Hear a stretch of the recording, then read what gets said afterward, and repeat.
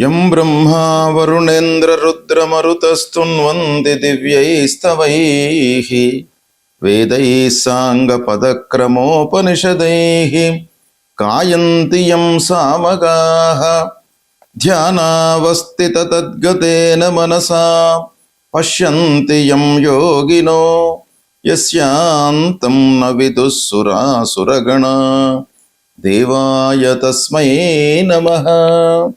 శ్రీ మహాగణాధిపతయే నమః. శ్రీ మహాసరస్వత్యై నమః. శ్రీ గురుభ్యో నమః. గురు గోచారము ఎలా ఉంది ఈ సంవత్సరము? ప్రధానంగా గురువు యొక్క సంచారము చాలా ప్రభావాన్ని చూపిస్తుంది జాతకుని పైన. అన్ని రంగాలలో అన్ని విధాలుగా గురువు యొక్క ప్రభావం ఉంటుంది కనుక గురువు యొక్క స్థానము ఏ స్థానంలో సంచరిస్తున్నాడు, మనకు ఏ రాశిలో ఉంటున్నాడు అనేటువంటిది చాలా మనకు అత్యంత ప్రధానమైనటువంటి అంశం. గురువు ముఖ్యంగా పూర్ణ శుభుడు, సంపూర్ణ శుభగ్రహము. కాబట్టి అలాంటి గురువు యొక్క సంచారము ద్వాదశ రాశుల వారికి ఎలా ఉంది అనే విషయాన్ని మనం తెలుసుకునే ముందు, ఈ సంవత్సరము గురువు రాశిత్రయ సంచారం చేస్తున్నాడు. అంటే 3 రాశులలో సంచరిస్తున్నాడు. జూన్ 2వ తారీఖు వరకు మిథున రాశిలో సంచరిస్తున్నాడు. తదనంతరం కర్కాటక రాశిలోకి ప్రవేశిస్తున్నాడు. అక్టోబర్ 31 వరకు కర్కాటక రాశిలో ఉంటూ మళ్ళీ సింహరాశిలోకి ప్రవేశిస్తున్నాడు. ఇలా 3 రాశులలో సంచరించడం అనేటువంటిది చాలా అరుదుగా సంభవిస్తుంది. ప్రతి సంవత్సరం ఇలాంటిది జరగదు. అప్పుడప్పుడు 12 సంవత్సరాలకు ఒకమారు అలా జరిగే అవకాశాలు ఉంటాయి రాశిత్రయ సంచారం కనుక ఇది ప్రాధాన్యాన్ని సంతరించుకుంటున్నటువంటి సంచారం. అయితే ఈ సంవత్సరము గురువు 2 జూన్ 2026 రోజున రాత్రి 1:45 అంటే 1వ తారీఖు నాడు అర్ధరాత్రి దాటిన తర్వాత 1:45 నిమిషాలకు కర్కాటక రాశిలోకి ప్రవేశించి 31 అక్టోబర్ 2026 వరకు కర్కాటక రాశిలో సంచరిస్తున్నాడు. కర్కాటక రాశి బృహస్పతికి ఉచ్చస్థానం, అంటే ఉచ్చస్థానంలో సంచరిస్తున్నాడు అన్నమాట ఈ సమయం లోపల. అయితే ప్రవేశించినటువంటి సమయంలో మూలా నక్షత్రము ధనుస్సు రాశిలో సంచరిస్తున్నాడు. పునర్వసు 4వ పాదం, పుష్యమి 1, 2, 3, 4 పాదాలలో, ఆశ్లేష 1, 2, 3, 4 పాదాలలో సంచరిస్తున్నాడు అన్నమాట ఈ సమయం లోపల. అయితే ఈ కాలము మేషాది ద్వాదశ రాశుల వారికి ఎలాంటి ప్రభావాన్ని ఇస్తుంది అనే విషయాన్ని మనము కూలంకషంగా విశ్లేషించి తెలుసుకుందాం. కన్యా రాశి వారికి గురు గోచారం ఎలా ఉందో విశ్లేషించి తెలుసుకుందాం. 2 జూన్ 2026 నుండి 31 అక్టోబర్ 2026 మధ్యకాలంలో కర్కాటక రాశి అంటే ఉచ్చ స్థానంలో గురువు సంచరిస్తున్నాడు. అంటే ఈ కాలంలో పునర్వసు 4వ పాదం, పుష్యమి నక్షత్రం, ఆశ్లేష నక్షత్రాలలో సంచరిస్తున్నాడు. అయితే ఈ సంచారము కన్యా రాశి వారికి ఎలా ఉంటుంది అనే విషయాన్ని మనం చూసినట్టయితే ప్రధానంగా 3-4 అంశాలను గోచార రీత్యా మనం పరిగణనలోకి తీసుకోవాలి. 1, ఏ స్థానంలో సంచరిస్తున్నాడు, ఏ రాశిలో ఉన్నాడు, ఆ రాశ్యాధిపతికి ఈ జన్మ రాశ్యాధిపతికి ఎలాంటి సంబంధం ఉంది, సంచరిస్తున్నటువంటి ఆ రాశికి ఏదైనా పాపగ్రహ వేద ఉందా, ఇలా మనము 3-4 అంశాలను దృష్టిలో పెట్టుకున్నట్టయితే ఫలితము ఇంకా మనం ఖచ్చితమైనటువంటిగా మనము విశ్లేషించడానికి అవకాశాలు ఉంటాయి. అయితే వీటన్నిటిని మనము చూసినట్టయితే కన్యా రాశి వారికి 11వ స్థానంలో సంచరిస్తున్నాడు. అంటే గోచార స్థానం చాలా అనుకూలంగా ఉంది. ఏకాదశ స్థానం, లాభస్థానం, అన్ని విధాలుగా లాభాలను, సంతోషాన్ని, సుఖాన్ని ఇచ్చేటువంటి స్థానం లోపల మనకు గురువు సంచరిస్తున్నాడు. ఇకపోతే సహజంగా గురువు కర్కాటక రాశి ఉచ్చ స్థానంలో సంచరిస్తున్నాడు. అయితే కర్కాటక రాశికి అధిపతి చంద్రుడు, కన్యా రాశి వారికి అధిపతి బుధుడు. బుధుడు చంద్రుడు శత్రుగ్రహాలు. కాబట్టి ఈ శత్రుత్వం మూలకంగా కొంత మోతాదులో ఫలితాలు తగ్గే అవకాశాలు ఉంటాయి. అంటే ఫలితం కంప్లీట్గా మనకు విపరీతంగా ఫలితం రాకపోయినప్పటికీ ఆలస్యంగా అయ్యేటువంటి అవకాశాలు తద్వారా మనకు ఉంటుంది. అయితే లోహమూర్తిగా కూడాను సంచరిస్తున్నాడు. కొంత వేద ప్రభావము కూడాను ఉంది ఈ సమయంలో.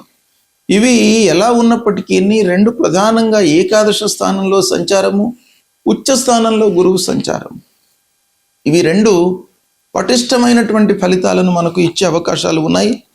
లాభస్థానంలో గురువు కనుక ఆదాయం పెరుగుతుంది, రావాల్సినటువంటి డబ్బు మీకు అందుతుంది. అన్ని రిసోర్సుల నుండి కూడాను మీరు డబ్బును పొందేటువంటి అవకాశాలు బాగా ఉన్నాయి. కొంత ఆలస్యం మట్టుకు ఉంటుంది. ఇక విద్యార్థులకు చాలా కలిసి వచ్చేటువంటి అంశం. పోటీ పరీక్షలలో మంచి ఫలితాలను పొందుతారు. ఉద్యోగంలో ఆదాయం పెరుగుతుంది. ఉద్యోగస్తులకు చాలా శుభకరమైనటువంటి సమయము. ప్రమోషన్ లభిస్తుంది. అయితే కొంత ఆలస్యము ఉండవచ్చును. వ్యాపారంలో మట్టుకు లాభాలు కనబడుతున్నాయి. వ్యాపారస్తులకు కొత్త నెట్వర్కింగ్ అనేటువంటిది ఏర్పడుతుంది. కొత్త వారితో పరిచయాలు, ఒప్పందాలు చేసుకోవడము, కొత్త వ్యాపార ప్రారంభానికై మీరు శ్రమించడము, ఇలాంటి విషయాలు మీకు ఈ సమయం లోపల ఎక్కువగా గోచరిస్తున్నాయి. మహిళలకు బాగా కలిసి వచ్చేటువంటి సమయము. వాళ్ళు అనుకున్నటువంటి కోరికలు నెరవేరేటువంటి సమయం.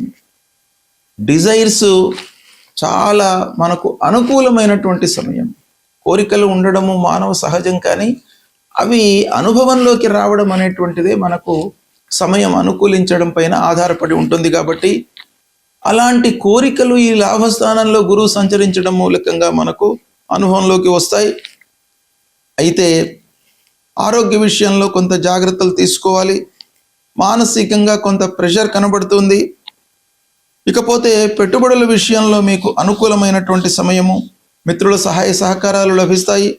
గౌరవ మర్యాదలు పెరుగుతాయి సమాజం లోపల. కుటుంబం యొక్క మద్దతు మీకు అన్ని రకాలుగా లభిస్తుంది. పొదుపుపై మీరు మనస్సు నిలుపుతారు. ఆదాయము ఎలాగూ ఉంటుంది లాభస్థానంలో గురు సంచారం మూలకంగా. దాన్ని మీరు పొదుపుపై మనస్సు నిలపడానికి ఎక్కువ అవకాశాలు ఉన్నాయి. ప్రయాణాలు చేపట్టినవన్నీ కూడాను మీకు సక్సెస్ అవుతాయి. ఇకపోతే ఆధ్యాత్మికత మీ లోపల బాగా పెరుగుతుంది. కొత్త అవకాశాలు వస్తాయి. ముఖ్యంగా సోషల్ స్టేటస్ అనేటువంటిది మీకు బాగా పెరుగుతుంది. అంటే సమాజంలో మంచి వారితో మీకు సాహచర్యము, పరిచయాలు ఏర్పడము, తద్వారా ఒక ఎలివేషన్ అనేది మీకు ఈ సమయం లోపల కనబడుతుంది. లక్ష్య సాధన కొరకై మీరు ప్రయత్నాలు చేస్తారు. ఓవరాల్గా ఈ సమయం మీకు బాగా కలిసి వస్తుంది. సంపూర్ణ శుభగ్రహమైనటువంటి గురువు ఉచ్చ స్థానంలో సంచరించడం మూలకంగా సహజంగా అన్ని రాసుల వారికి ఎంతో కొంత మంచి ఫలితాన్ని ఇచ్చేటువంటి అవకాశాలు ఉంటాయి. అయితే స్థాన బలం కూడాను, అంటే గోచార రీత్యా ఏ స్థానంలో ఉన్నాడు అనేటువంటిది కూడాను మనకు ప్రధానమైనటువంటి అంశం. అంతేకాకుండా ఆ గురువుకు, గురువు సంచరిస్తున్నటువంటి రాష్ట్రాధిపతికి, మనము జన్మించినటువంటి రాష్ట్రాధిపతికి ఎలాంటి సంబంధం ఉంది? మిత్రత్వం ఉందా, శత్రుత్వం ఉందా, సమత్వం ఉందా? ఈ విషయం కూడాను మనకు ఫలితం లోపల డామినేట్ చేస్తుంది. అంతేకాకుండా గురువు ప్రవేశమైనటువంటి సమయంలో చంద్రుడు ఉన్నటువంటి రాశి మూలకంగా మనకు కలిగేటువంటి మూర్తి నిర్ణయము, స్వర్ణమూర్తి, రజితమూర్తి, తామ్రమూర్తి, లోహమూర్తి, ఇలాంటి స్వభావము మనకు ఆ ప్రవేశ సమయం మూలకంగా కలుగుతుంది. తర్వాత గురువు ఏదైనా పాపగ్రహాల యొక్క వేద ఉందా, ఇవన్నీ కూడాను మనం లెక్కలోకి తీసుకొని పరిహారాలను మనం చేసుకోవాలి.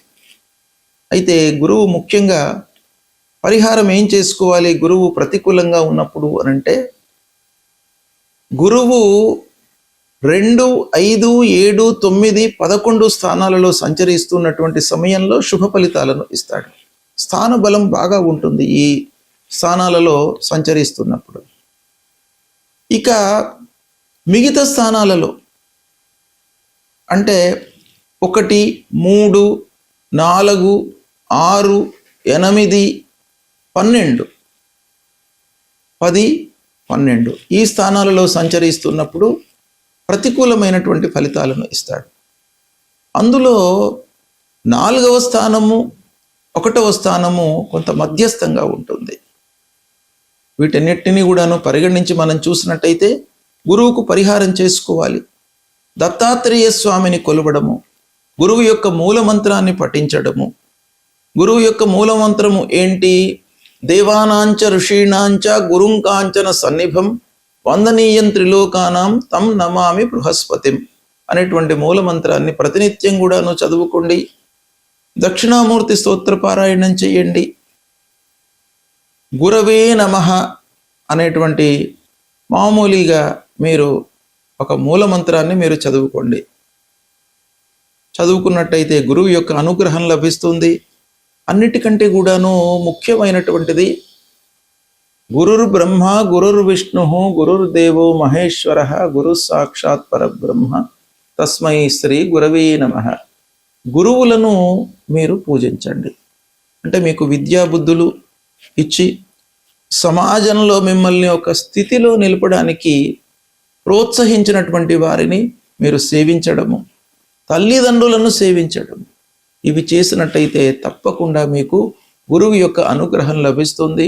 శుభ ఫలితాలు కలుగుతాయి. శుభం.